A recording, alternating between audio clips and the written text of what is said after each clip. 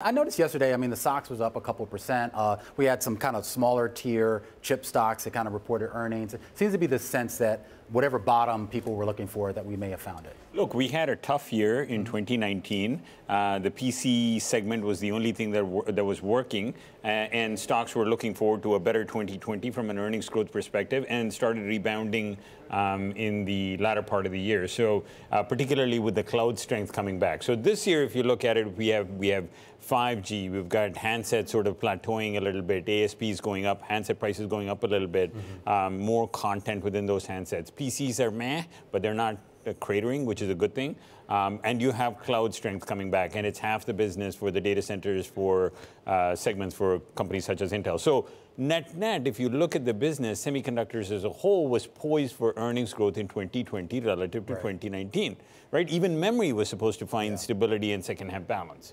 But the coronavirus is throwing a wrench into the works, potentially making the first half much weaker, and potentially causing some strength, hopefully, to come back in the second half. Right, but that's what we're hoping right now. Because when we talk about the first half being weaker, some people still say that's going to be made up, that the demand is still there, is just being delayed until whenever this all gets sorted out. Absolutely, right? So the risk for me is not 1Q. 1Q, nothing good happens in 1Q, it's done. Seasonally, it's weak. You have the Lunar New Year, which also sort of affects sales, et cetera, et cetera.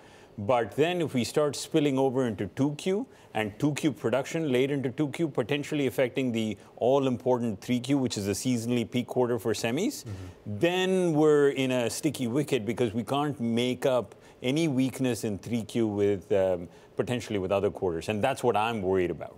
Are we really looking for a demand recovery, or is it more just going off of the very low levels in 2019 and just sort of recovering from that baseline? So combination of both. Actually, if you look at autos and industrials, we're looking off of a recovery from the baseline, particularly weak. For example, auto SAARs in China down 8%. All we're looking for is flat. Okay, so that's a good thing. Right, so, and semi-content growth will propel about 6% revenue growth for that particular segment. Handsets, on the other hand, we're looking for a little bit of an oomph, potentially driven by 5G handsets, 200 million or so units, much higher content, good for semis. And then memory, which is a big piece of the pie, we're looking for a supply-demand balance, which should drive prices and the revenue of that industry. So net.